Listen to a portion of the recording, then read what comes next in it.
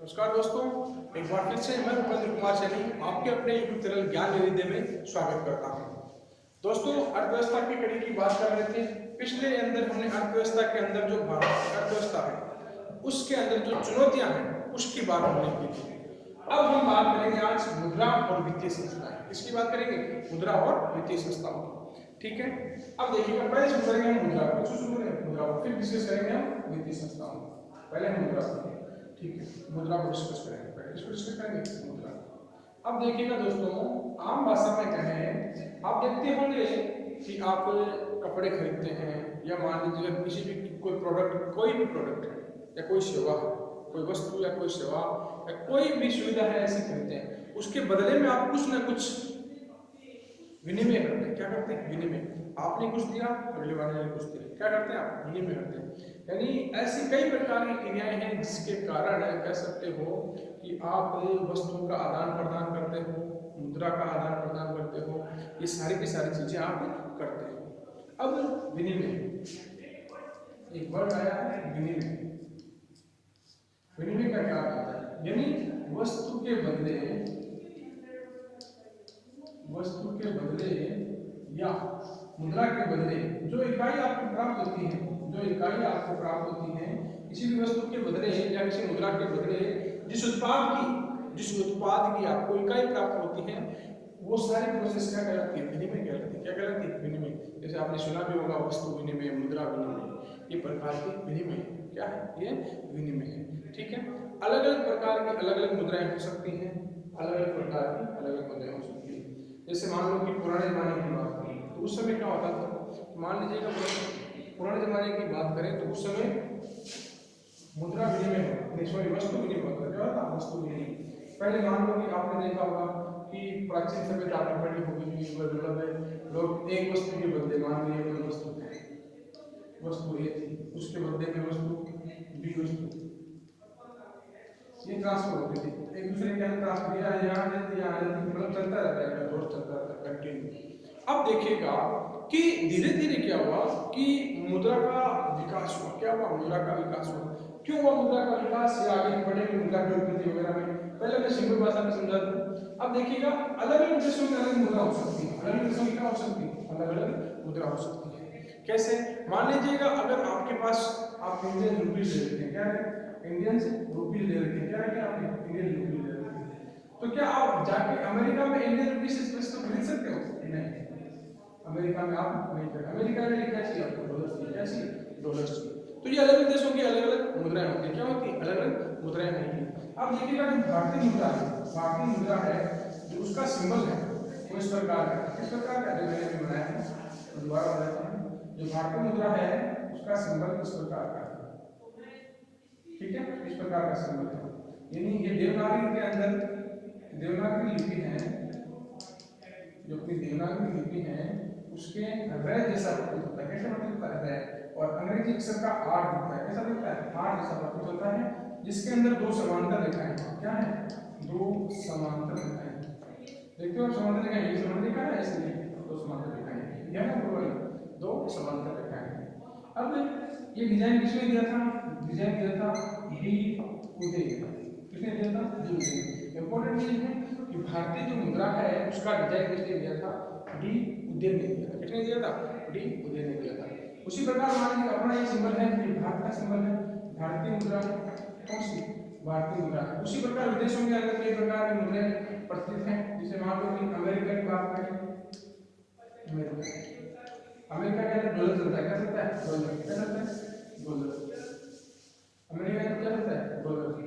जैसे इसका सिंबल होता है अमेरिका डॉलर का एस, इसे कहते हैं डॉलर। क्या कहते हैं? डॉलर। क्या कहते हैं? डॉलर। जैसे जापान के अंदर आपका चलता है, जैसे मान लीजिए ये भी द्वारी से रेखाएं येन के देश। क्या कहते हैं? येन। क्या कहते हैं? येन। अलग अलग देशों में अलग अलग प्रकार की मुद्राएं हो सकती है। येन है, मनी, येन है। ठीक है, अलग अलग देशों में अलग अलग प्रकार की मुद्राएं होती हैं। जैसे आप कहेंगे मान लो ब्रिटिश इंग्लैंड है, उसमें पाउंड चलता है। क्या चलता है? पाउंड। क्या चलता है? पाउंड। अलग अलग देशों की अलग अलग मुद्राएं हो सकती हैं। ठीक है, तो ये बात होगी। अब करेंगे मुद्रा की उत्पत्ति कैसे हुई, क्या चीजें हुई वगैरह वगैरह, ठीक है। जो मुद्रा की उत्पत्ति और विकास, क्या पढ़ेंगे, मुद्रा की उत्पत्ति और विकास। तो पीछे आपने जो लाइन दे रखी है किताब में उतनी ज्यादा खास नहीं है, वहां से क्वेश्चन पूरा पढ़ेंगे, बहुत कम चांसेस है। पहले पढ़ लेते हैं मुद्रा की उत्पत्ति। मुद्रा की उत्पत्ति की बात कहें तो सबसे पहले कह सकते हो मुद्रा की उत्पत्ति कहाँ हुई, कैसे हुई, ये पढ़ेंगे। अगर बात करें मुद्रा की उत्पत्ति की सबसे सर्वप्रथम बात तो कहा जाता है कि रूस के अंदर, सबसे पहले रूस के अंदर जब सिक्के ढालने का, किसका, सिक्के ढालने के लिए, सिक्के ढालने के लिए जो कारखाना होता है उसे हम कहते हैं आम भाषा में टकसाल। क्या कहते हैं, टकसाल। क्या कहते हैं, टकसाल। इस टकसाल की स्थापना रूस के अंदर जब की गई तो एक स्थान था मोनेटो। क्या था, मोनेटा। एक मोनेटा देवी का मंदिर था। क्या था, मोनेटा देवी का मंदिर था। मैं आपको ये तरीके से बता, किताब में तो पढ़ने से दे रखा है। मोनेटा देवी का मंदिर था। यहाँ से मोनेटा देवी के मंदिर से टकसाल प्रारंभ हुई सिक्के बनाने की। इसमें सिक्के बनाने के धीरे धीरे मोनेटो लैटिन भाषा के अंदर बढ़ गया। किस भाषा में, लैटिन भाषा में। और धीरे धीरे इसका अमवश होते होते मोनेटो से बन गया मनी। क्या बन गया, मनी। क्या बन गया, मनी। जिसे आप कहते हो मुद्रा। हिंदी में क्या कहते हो, मुद्रा। इस प्रकार माना जाता है कि इसकी उत्पत्ति रूस के अंदर मोनेटो देवी का मंदिर था, यहाँ पर टकसाल बनाई गई थी। तो लैटिन भाषा में परवश होकर मनी से क्या बन गया, मुद्रा बन गया। मनी से क्या बन गया, मुद्रा बन गया, ठीक है। अब बात करें सिक्के। सबसे पहले ढालने का कार्य क्या किया, सिक्के डालने का कार्य जाता है तो कहते हैं कि चीन के साथ भारत ने शुरू किया। किसने, चीन के साथ भारत ने। मैं सिक्कों की बात कर रहा हूँ, रुपयों की बात नहीं कर रहा हूँ, ध्यान से सुनना। सिक्कों की बात कर रहा हूँ, सिर्फ रुपयों की बात नहीं कर रहा हूँ। सबसे पहले सिक्के डालने का चीन के साथ भारत ने काम किया। विश्व के अंदर चीन और भारत ऐसे थे जिन्होंने सिक्के डालने के लिए कार्य किया, ठीक है। अब बात करें इंडिया के अंदर, सबसे पहले भारत के अंदर बात करें सिक्के डालने का सबसे पहला कार्य, देखिएगा ध्यान से सुनना, क्योंकि कई बार कंफ्यूज होते हैं, ठीक है। अगर बात करें भारत के अंदर सिक्के डालने का, भारत में सिक्के डालने का जो कार्य था, कौन सा, सिक्के डालने का कार्य, वो हो गया था मौर्यकालीन। किसमें, मौर्यकालीन। तो मौर्य समय था, मौर्यकालीन समय था, उसके अंदर हो गया था। कब हो गया था, मौर्यकालीन समय के अंदर हो गया था, ठीक है। सिक्के डालने का सिक्के। अब भारत के अंदर रुपये की बात करें, किसकी, कि भारत के अंदर जो रुपये थे, सबसे पहले रुपये चलाए किसने, ध्यान से सुनना। सबसे पहले सिक्के की बात आती है तो मौर्यकालीन करना है आपको। जब इसकी बात आती है तो करना आपको शेरशाह सूरी। क्या करना है, शेरशाह सूरी। शेरवंश का, सूर्यवंश का शेरशाह सूरी। भारत में सबसे पहले सिक्के किसने चलाए, शेरशाह सूरी ने। किसने चलाए थे, शेरशाह सूरी ने, ठीक है।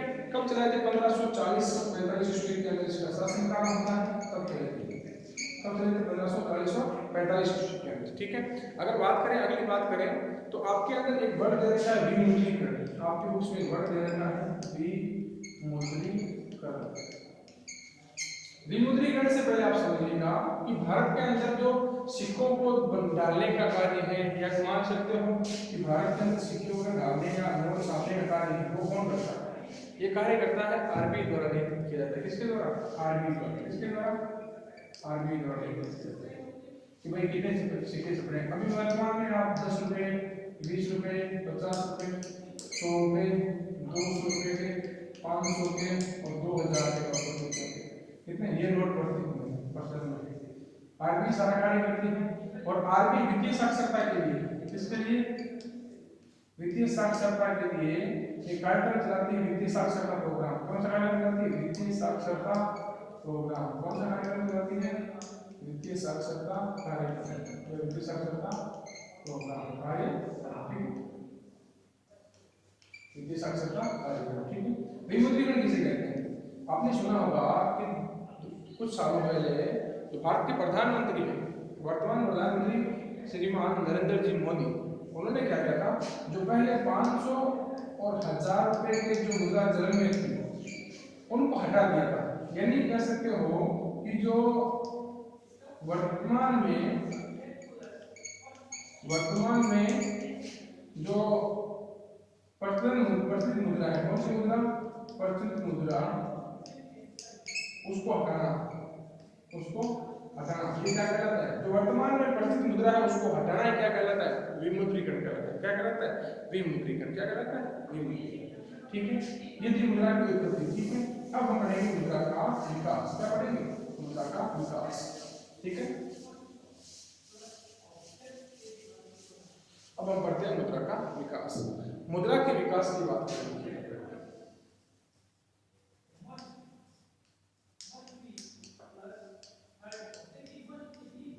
मुद्रा का विकास, मुद्रा के विकास की बात करें तो हम क्या कहेंगे कि मुद्रा का विकास कैसे हुआ, कैसे नहीं हुआ।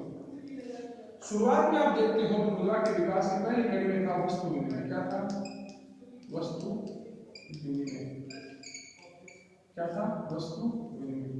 वस्तु विनिमय कैसे? पहले के दौर में आप सुनते हो कि वस्तु के बदले वस्तु का भुगतान होता था। क्या होता था? वस्तु के बदले वस्तु का भुगतान होता था। अब इसके अंदर क्या हुआ? सर एक घटना थी, आवश्यकता का दोहरा संयोग था। आवश्यकता का दोहरा संयोग था। आवश्यकता का दोहरा संयोग था। कैसे? इस वर्ग को समझना। पहले मैंने आपको लिखा दिया है इंपॉर्टेंट चीज इसमें। वस्तु विनिमय में क्या होता था? पहले क्या होता था कि मान लो कि एक व्यक्ति था, इसके पास मान लो ये कोई वस्तु थी, मान लो इसके अंदर क्या वस्तु थी, तो ये क्या करता था? बी को ये वस्तु देता था और बी से कोई मान लो क्या वस्तु लेता था। इस प्रकार इनका काम चलता था। ये वस्तु विनिमय करते थे। वस्तु के बदले वस्तु का आदान प्रदान होना क्या कहलाता है? वस्तु विनिमय कहलाता है। क्या कहलाता है? वस्तु विनिमय। ठीक है, अब सर इनमें दिक्कतें क्या आई, क्या चीजें हुई? ठीक, तो इसके अंदर क्या हुआ कि आवश्यकता का दोहरा हुआ, दोहरा संयोग था। सुनिए कैसे, अब सुनिएगा कैसे। देखो इंपॉर्टेंट फैक्ट दिखाऊंगा आपको सीधे सीधे क्या क्या चीजें होती है इसके अंदर। देखो मान लीजिएगा ये ए व्यक्ति, क्या है? ए व्यक्ति है, इसके पास मान लीजिएगा चावल है। क्या है? चावल है। ये मान लीजिएगा बी व्यक्ति है। क्या है? बी व्यक्ति, इसके पास भी क्या है? चावल है। क्या? चावल है। अब मान लीजिएगा ए व्यक्ति को क्या चाहिए? चीनी चाहिए। क्या चाहिए? चीनी। तो ये क्या करेगा? चावल इसको देने की कोशिश करेगा, लेकिन इसके पास तो पहले से मौजूद है। इसके पास तो क्या है? पहले से चावल मौजूद है, तो क्या चावल से लेगा? नहीं लेगा। तो ये क्या करेगा? चावल इसके पास भी मौजूद है, इसके पास भी मौजूद है, तो ये कैसे संयोग है? दोहरा संयोग है। कैसे संयोग है? दोहरा संयोग है। कैसा संयोग है? दोहरा, यानी दोनों के पास संयोग से वस्तुएं मिल रही है। तो सिंपल सी बात ये नहीं करते। अब मान लीजिए इसको चावल की आवश्यकता, चीनी की आवश्यकता है, किससे करेंगे? दूसरे के पास जाना पड़ेगा, तीसरे के पास जाना पड़ेगा, यानी इसको बहुत ज्यादा दिक्कतें होंगी। क्या होगी? दिक्कतें होगी। पहला तो ये चीज आती है, पहला पॉइंट तो ध्यान रखना, मुद्रा विनिमय में क्या करना है। दूसरा क्या है कि माप का निर्धारण नहीं है। क्या नहीं है? माप का निर्धारण नहीं है। माप का निर्धारण नहीं है, यानी माप का निर्धारण कैसे नहीं है, ये चीज का समझिएगा। माप का निर्धारण नहीं है, मानक माप का अभाव है। मानक माप का मानक माप का, ठीक है। दूसरा क्या है? मानक माप का अभाव। मानक माप का अभाव कैसे कि मान लो अभी आप तोल पा रहे हो वस्तुओं को 1 किलो 2 किलो 3 किलो, वैसे नहीं था वहां पे, वैसे कोई प्रोसेस नहीं था। कैसे? मान लो पहले क्या होता है, मान लो तेरे पास सामान है, इसको दे दिए, अपने हिसाब से दे देते, इसके पास चीनी, इसको दे दी, कोई मानक नहीं देती। फिर मान लीजिएगा मानक माप का अभाव सबसे जरूरी काम है। मान लीजिएगा किसी व्यक्ति के पास, मान लीजिएगा किसी व्यक्ति के पास भैंस है, किसी व्यक्ति के पास क्या भैंस है, और किसी के पास बकरी है। क्या? अब मान लीजिएगा जिसके पास भैंस है उसको बकरी चाहिए। क्या चाहिए? बकरी चाहिए। तो अब देखिएगा भैंस की कॉस्ट ज्यादा क्या बदलता है, लेकिन बकरी की कॉस्ट क्या है? कम है। तो अब ये ऐसा है नहीं कि भाई भैंस वाला व्यक्ति भैंस के टांग दे देगा, पैर निकाल के दे देगा बकरी वाले को, या बकरी वाला पूरी बकरी दे देगा, बदले में से एक टांग ले लेगा। ऐसा तो नहीं हो सकता, नहीं हो सकता। तो क्या नहीं, आप माप, मानक माप नहीं, क्या नहीं है? मानक माप नहीं। तो ये बात तो मान लो अगर इस भैंस का मान लो मूल्य 50,000 है, क्या है? 50,000। अगर मान लो ये बकरी का मूल्य मान लो 5,000 है, कितना है? 5,000। तो ये क्या करेगा? भैंस को बेचेगा 50,000 में और 5,000 रुपये से क्या ले आएगा, बकरी ले आएगा, क्या ले आएगा, बकरी। और 5,000 रुपये वाले से बकरी 45,000 मिलाएगा और भैंस ले आएगा। तो ये माप हो गया, क्या हो गया, माप। लेकिन मुद्रा सॉरी वस्तु विनिमय में क्या नहीं था, ये मानक माप नहीं था। क्या नहीं था, मानक माप नहीं था। क्या नहीं था, मानक माप। ठीक है, अब देखिएगा, अब धीरे धीरे इनका विकास होता गया, धीरे धीरे विकास होता गया। तो मनुष्य को वैसे शुरुआत में क्या होना चाहिए, मानक माप होना चाहिए। क्या होना चाहिए, मानक माप होना चाहिए। अब देखिएगा, इसके बाद में देखिएगा मुद्रा विनिमय, सॉरी वस्तु विनिमय, तो कमेंट को आपका इसके बाद में आई दूसरी प्रोसेस धातु मुद्रा। कौन सी मुद्रा, धातु मुद्रा। कौन सी, धातु। सिंपल भाषा में समझिए धातु मुद्रा क्या थी, क्या नहीं। धातु मुद्रा की बात करें तो वस्तु विनिमय की जो कमियां थी यहाँ पर दूर करने का प्रयास किया गया। क्या करने का, दूर करने का प्रयास किया गया। मैंने कहा था मौर्य काल में शुरू हुआ था। तो इन्हें क्या हुआ, जो धातुएं आती है सोने या चांदी या तांबा, जो भी धातुएं थी, इनसे क्या हुआ, सिक्के बनाने शुरू कर दिए। क्या बनाने शुरू कर, सिक्के बनाना शुरू कर दिए। क्या करते हैं, सिक्के बनाना शुरू कर दिए। अब इन सिक्कों को देख के बनाना शुरू कर दिए लोगों ने। इसके बदले में वस्तु ले लेंगे। क्या ले लेंगे, वस्तु ले लेंगे। क्या कर लेंगे, वस्तु। लेकिन इनमें दिक्कत कहाँ आई, दिक्कत कहाँ आई ये समझा।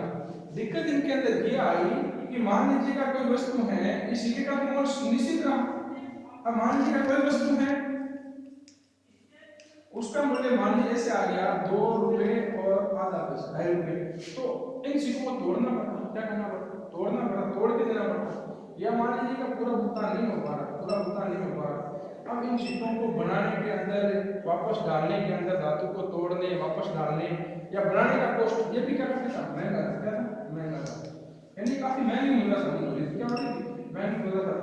तो धीरे धीरे जो मनुष्य जाति था उसने महसूस किया कोई ऐसी सांकेतिक मुद्रा होनी चाहिए। क्या होनी चाहिए, सांकेतिक मुद्रा, जिसका आसानी से क्या हो सके, पठन हो सके। फिर कॉस्ट भी ज्यादा, फिर धातु का भी इस्तेमाल हो रहा है, धातु का भी क्या हो रहा था, अभाव हो रहा है। धीरे धीरे जब धातुएं आ रही, धातुएं ज्यादा आ रही थी, तो फिर कठिनाई सामने आएगी। ठीक है, तो यह हो गया आपकी कौन सी, धातु मुद्रा। कौन सी मुद्रा, धातु मुद्रा। धातु मुद्रा के अंदर क्या कमी थी, धातु मुद्रा के अंदर कमी यही थी कि इसके अंदर जो उत्पादन और हस्तांतरण था ही कठिनाई से होता था। पहली बात तो हस्तांतरण और दूसरा उत्पादन, ये दोनों बड़े गलत तरीके से। हस्तांतरण नहीं आसानी से हस्तांतरण, लेकिन 2.5 रुपए वाला हस्तांतरण नहीं हो पाते थे। और उत्पादन भी काफी क्या था, महंगा था। उत्पादन भी क्या था, काफी महंगा था। ठीक है, अगली बात करें तो अगली मुद्रा आई पहले वस्तु विनिमय आ चुका है, फिर धातु मुद्रा आ चुकी है। तीसरी मुद्रा आएगी अपने पत्र मुद्रा। कौन सी मुद्रा, पत्र मुद्रा।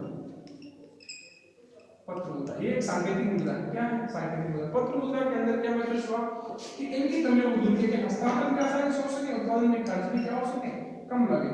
इसके लिए क्या किया हमने, पत्र मुद्रा, यानी जो सिक्के वगैरह है, या कह सकते हो सिक्के के अलावा सिक्के नहीं, सिक्के धातु मुद्रा में रखेंगे। पत्र मुद्रा क्या कहेंगे, यानी नोट छापना शुरू कर दिया। क्या कर दिया, नोट छापने का कार्य शुरू कर दिया। नोट छापने का शुरू कर दिया काम, यानी कागज पर नोट छापने का।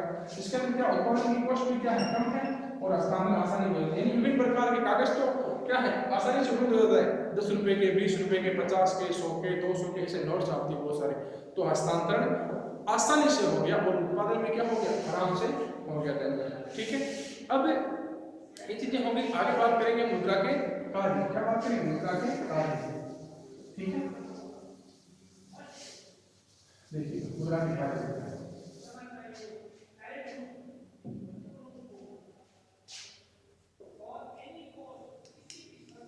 मुद्रा के कार्य,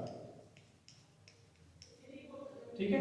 मुद्रा के कार्यों की बात करें, सबसे पहले कार्य हम पढ़ेंगे मुद्रा का कि विनिमय का माध्यम क्या है। ये विनिमय का माध्यम, विनिमय का माध्यम। मुद्रा क्या है, आपकी विनिमय का माध्यम है। विनिमय का माध्यम कैसे कि मुद्रा से क्या कर सकते हैं, हम विनिमय कर सकते हैं। क्या कर सकते हैं, विनिमय कर सकते हैं। मान लीजिएगा मुद्रा से आपने क्या कर सकते हैं, वस्तु खरीद सकते हैं, किसी प्रकार की सेवा खरीद सकते हैं। वस्तु या सेवा क्या कर सकते हैं, कर ले कर सकते हैं। क्या कर सकते हैं, कर ले कर सकते हैं। किससे करेंगे, मुद्रा से। किससे करेंगे, मुद्रा। यानी मुद्रा, मुद्रा का मूल्य बता रही है। क्या बता रही है, मुद्रा का मूल्य बता रही है। यानी क्रय शक्ति होगी, क्रय शक्ति बढ़ेगी। क्या होगी, क्रय शक्ति बढ़ेगी। मुद्रा जितनी जिसके पास ज्यादा होगी। तो विनिमय का अच्छा मतलब यानी आसानी से वस्तुओं को हम क्या कर सकते हैं, विनिमय कर सकते हैं। क्या कर सकते हैं, विनिमय यानी आसानी से वस्तुओं को हम ले सकते हैं, दे सकते हैं, खरीद सकते हैं, बेच सकते हैं। किसके माध्यम से, मुद्रा के माध्यम से। ठीक है, आपको ये कार्य समझ में आ जाएगा। अब दूसरा है, ये क्या है, मूल्य का मापक है। क्या है, मूल्य का मापक है मुद्रा। क्या है, मूल्य का मापक है। देखिए दूसरा, खाते की इकाई का, खाते की इकाई या मूल्य का मापक है, मूल्य का मापक। देखिए खाते की इकाई, देखिए जब मान लीजिए आपने कोई वस्तु खरीदी, कोई वस्तु खरीदी, तो अब कितना माल आया कितना नहीं आया आप ऐसे थोड़ी लिख पाएंगे कि 5 बोरी गेहूं लिख दिया, 5 बोरी गेहूं आया, 6 बोरी चावल आए, चावल आए। लेकिन जब तक ये खाता कंप्लीट नहीं होगा, जब तक आप क्या लिखेंगे, इसकी कॉस्ट में लिखेंगे, लागत कितनी आई वो नहीं लिखेंगे जब तक कंप्लीट नहीं होगा। तो ये खाते की इकाई के रूप में कौन कार्य करेगी, आपकी मुद्रा कार्य करेगी। कौन करेगी, मुद्रा कार्य करेगी। अब मान लीजिए कैसे, सिंपल बात है, मान लो कोई दुकानदार है, मान लो उसने आपको उसने 5 किलो चीनी दी। क्या दी, 5 किलो चीनी दी। तो वो खाते में लिखेगा कि इसको 5 किलो चीनी दी, पैसे नहीं लिखेगा। जब मान लो आप पैसे चुकाने आप आ रहे हो, तो वो क्या कहेगा, आपको 5 किलो चीनी दी, ऐसा कहेगा नहीं। क्या कहेगा वो, यानी उस दिन जिस रेट से उसने दी थी वो पैसे मांगेगा। मान लो 20 रुपए किलो चीनी दी, तो वो कहेगा 100 रुपए दीजिएगा। तो ये क्या है, खाते की इकाई का मापक है। तो वो कैसे लिखवाएगा, यानी जैसे मान लो कि वो लिखवाएगा ऐसा लिख देगा, मान लो कि 100 रुपए 5 केजी चीनी, ऐसे लिख पाएगा। तो ये क्या है, एक माप हो गया, इकाई हो गई। क्या होगी, इकाई, यानी खाते की इकाई होगी। क्या होगी, खाते की इकाई होगी। अब दूसरा पॉइंट करते हैं इसके अंदर कि मूल्य का मापक है। क्या है, मूल्य का मापक है। कैसे, मूल्य का मापक यानी इसके बदले में मूल्य का मापक, ये मूल्य बताता है, वस्तु का क्या बताता है, मूल्य बताता है। मुद्रा का मूल्य है। क्या है, मुद्रा का मूल्य, मुद्रा का मूल्य होता है।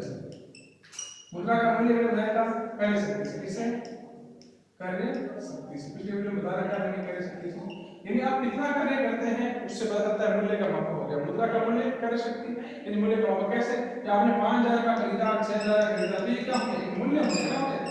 एक मूल्य हो गया। क्या हो गया, मूल्य कंप्लीट हुआ। ठीक है, तो अब इससे क्या हुआ, यानी आप क्या कर पाएंगे, खाते के अंदर आसानी से कार्य कर पाएंगे। क्या कर पाएंगे, खाते के अंदर आसानी से कार्य कर पाएंगे। ठीक है, आप लेखा जो करते हैं, जो लेखा जोखा है वो अच्छे से कर पाते हैं। लेखा जोखा क्या होगा, आपका आसानी से होगा। ठीक है,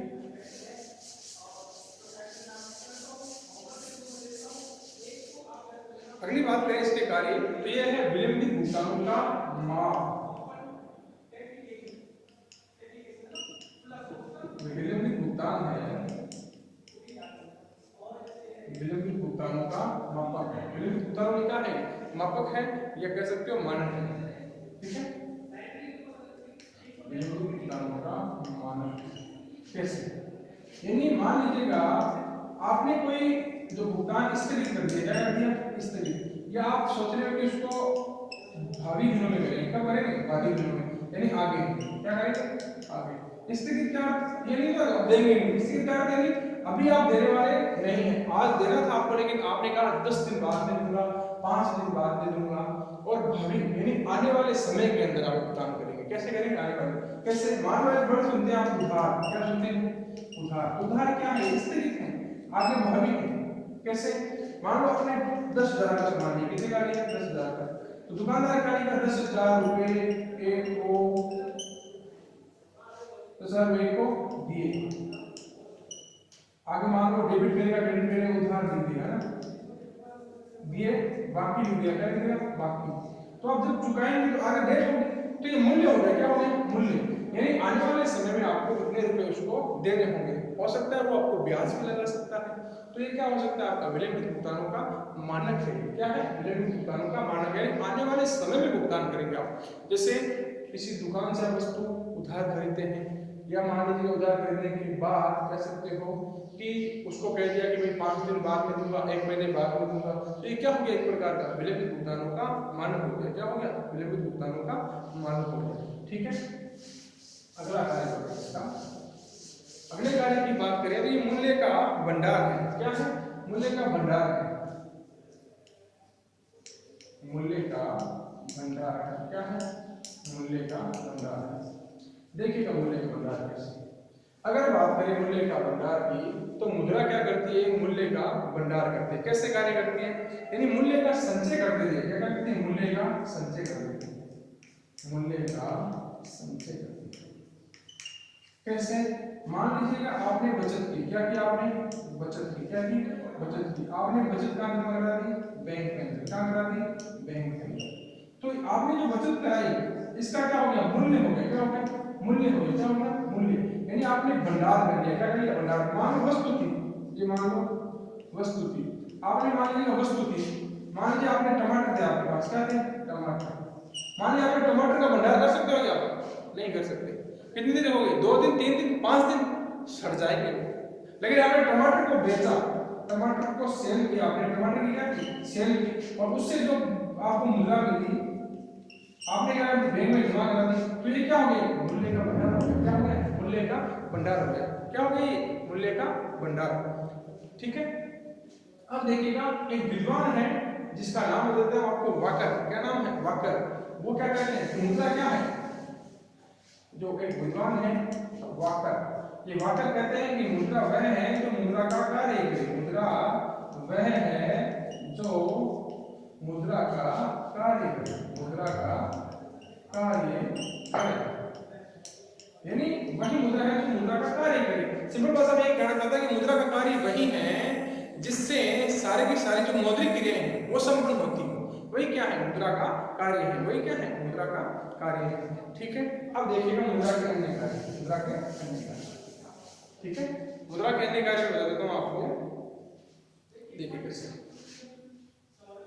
अन्य कार्य की बात करें, मुद्रा का अन्य कार्य के अंदर बात करें तो मुद्रा पहली बात, जैसे मान लो कि पहली बात आप बचत करते हो। क्या करते हो, बचत करते हो। क्या करते हो, बचत।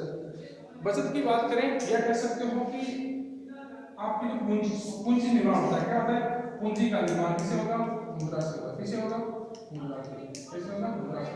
जैसे मान लीजिए रुपए पूंजी का बनते थे, पहले जमाने में रुपए पूंजी का बनते हैं। मान लीजिएगा 10,000 रुपए थे, कितने थे, 10,000 रुपए। ऐसे 10,000 रुपए मान लो कई प्रकार से इकट्ठा हुए और वो किसमें कन्वर्ट हो गए, पूंजी में। इन पूंजी के अंदर सारी संपत्ति कैलकुलेशन की जा सकती है कि आपके पास जमा पूंजी कितनी है, वो कैलकुलेट करनी है। अब देखिएगा कैसे, मान लो बैंक, क्या है, बैंक है। ये मान लो आपने जमा 10,000 रुपए, क्या करें, 10,000। तो मान लो बैंक के अंदर खाता है, बहुत से होंगे, मान लो कई व्यक्ति होंगे जिन्होंने जमा किया। बैंक के पास केवल 10,000 से, उन 10,000 से मान लो इसके बाद बैंक के पास होंगे 10,000 लाख रुपए होंगे। कितने होंगे, 10,000 करोड़ मान लीजिएगा। कितने मान लो, 10,000 करोड़ मान लीजिए। ये रुपये आ गए, क्या आ गए, रुपये, रुपये आ गए। तो बैंक के पास क्या हो गया, पूंजी का निर्माण हो गया। क्या हो गया, पूंजी का निर्माण हो गया। अब बैंक क्या कर सकती है, मुद्रा का दूसरा कार्य, पहला पूंजी का निर्माण बैंक क्या करेगी, साख उपलब्ध करवा देगी। क्या करा देगी, साख उपलब्ध करवा देगी। क्या करा देगी, साख। साख में आगे डिस्कस करूंगा। वैसे देखते तो ऋण देने की जो प्रोसेस है साख कहलाती है। क्या कहलाती है, ऋण देने की प्रोसेस क्या कहलाती है, साख कहलाती है। ठीक है, तो मतलब साख कर सकती है। अगला बैंक क्या कर सकती है, निवेश कर सकती है। क्या कर सकती है, निवेश। निवेश किसे कहेंगे सर, यानी उत्पादन के अंदर जो पूंजी लगाई जाती है, उत्पादन में पूंजी लगाकर जो उत्पादन बढ़ाया जाता है, उत्पादन में पूंजी लगाकर उत्पादन को बढ़ाया जाता है, उसे हम क्या कहते हैं, निवेश कहते हैं। क्या कहते हैं, निवेश कहते हैं। क्या कहते हैं, निवेश। ठीक है, अब देखिएगा दूसरी बात। अब मान लीजिएगा किसी प्रकार का कोई कार्य किया जा रहा है, किसी प्रकार का कार्य किया जा रहा है, उसके अंदर क्या होगा, देखिएगा मान लीजिए कोई उद्यमी है। क्या है, कोई उद्यमी है। मान लीजिए उद्यमी है, कोई उद्यमी है, वो को उद्यम लगा रहा है। क्या लगा रहा है, उद्यम लगा रहा है। मान लीजिए उद्यम के लिए क्या क्या आवश्यक होगी, श्रम आवश्यक होगी उसको, फिर भूमि आवश्यक होगी उसको, फिर मान लीजिएगा भूमि श्रम कई प्रकार के, मान लीजिएगा व्यापार उत्पादन, मान लीजिए क्या माने, उत्पादन मान लीजिए, फिर व्यापार, फिर उद्यमी, कई प्रकार से। अब मान लीजिएगा इन सभी ने मिलकर मान लीजिएगा उत्पादन करना है। मान लीजिएगा एक कच्चा मेटल था, क्या था? मान लीजिए एक कच्चा मेटल था, क्या था? कच्चा मेटल। इन्होंने प्रोसेस में इसको डाला और एक प्रोडक्ट बन गया। अच्छा क्या बन गया? प्रोडक्ट बन गया। अब इन सभी ने मिलकर इस प्रोडक्ट को बनाया, इसको, इस प्रोडक्ट को। लेकिन क्या इसको काट के लेंगे? ऐसे हैं? नहीं ले पाएंगे। क्यों? क्योंकि फिर इसकी वैल्यू क्या होगी? वापस खत्म हो जाएगी। तो इसको क्या करेंगे? सेल करेंगे। क्या करेंगे? सेल करेंगे। और जो इनको मुद्रा प्राप्त होगी इसका डिवाइडेशन इसमें हो जाएगा, बराबर बराबर डिवाइडेशन, या जो भी परसेंटेज वगैरह हो इनके डिवाइडेशन हो जाएगा। तो उत्पादन को क्या मिला? उत्पादन को क्या मिला? श्रम। क्या मिली? श्रम, या कह सकते हो मजदूरी, या वेतन, या पारिश्रमिक। कई प्रकार से इसको परिभाषित आप कर सकते हो। ठीक है। अब यानी सीधी सीधी बात है, कह सकते हो कि श्रम का वितरण है, यानी जो श्रम का वितरण है वो आसानी से हो गया। क्या हो गया? श्रम का वितरण क्या हो गया? आपका आसानी से हो गया। ठीक है। अगर बात करें, ये सारी की सारी प्रोसेस आपकी मुद्रा की है। इन मुद्रा के कार्य वगैरह होंगे सारे के सारे कंप्लीट। ठीक है दोस्तों, आपको ये वीडियो अच्छा लगे लाइक करें, शेयर करें, चैनल को सब्सक्राइब करें। धन्यवाद।